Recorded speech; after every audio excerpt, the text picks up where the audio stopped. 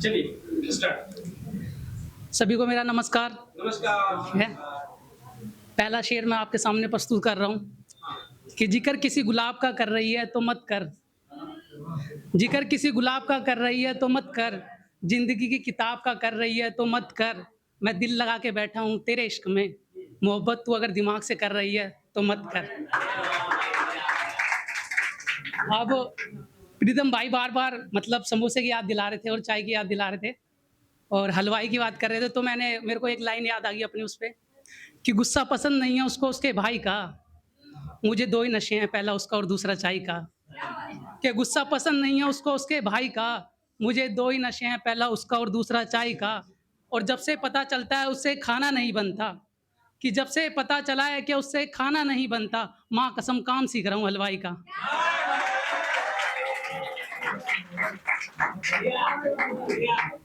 और इश्क किस हद तक होता है ये मैं बताता हूँ तुम्हें, कि इश्क में इतना जुनून भी हो सकता है, एक शख्स दिल का सुकून भी हो सकता है।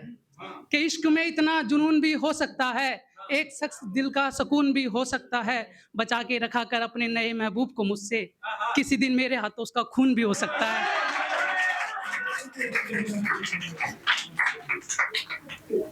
अब मैम ने जैसे कि कृष्ण प्रेम जी की बात बताई थी, तो आजकल मतलब अभी प्रेमानंद जी का आपने देखा ही होगा, उस पे कुछ लिखा था कि बहुत सारी लड़कियां ऐसी है 90% झूठ कहती है। कि बहुत सारी लड़कियां ऐसी है 90% लड़कियां झूठ कहती है। चार लड़कों को चलाने वाली भी कृष्ण प्रेमी बनकर बैठी है।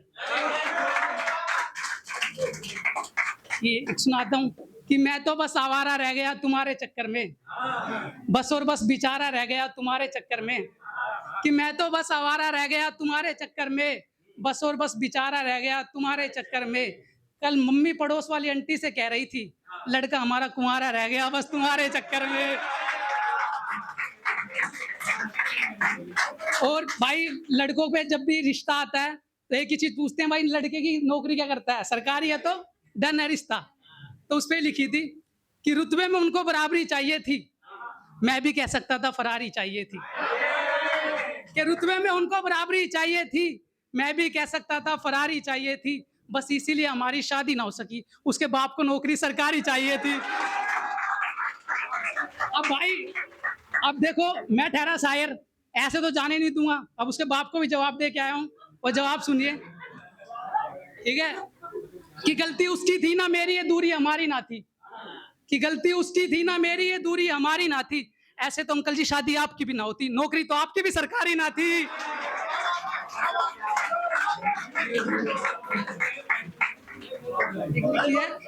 कि आंखों में तेरी बस नगीना दिख रहा है, बदन पे सिर्फ तेरे पसीना दिख रहा है। कि आंखों में तेरी बस नगीना दिख रहा है, बदन पे सिर्फ तेरे पसीना दिख रहा है। और लड़कियां तो हमेशा गलत लड़कों को चुनती है, शरीफ लड़का तो शुरू से इन्हें कमीना दिख रहा है। और भाई ने बोला था कि अभी एक शायरी सुनाई थी कुछ कि इश्क दोबारा कर लूं ऐसे कुछ, तो मेरे को उस पर अपनी एक लाइनें याद आ गई कि उसकी परछाई तक से किनारा कर लिया था, हमने दिल को अपने आवारा कर लिया था। कि उसकी परछाई तक से किनारा कर लिया था, हमने अपने दिल को आवारा कर लिया था। उसने फिर से आके तसल्ली दी मुझको, बस इसीलिए मैंने प्यार दोबारा कर लिया था।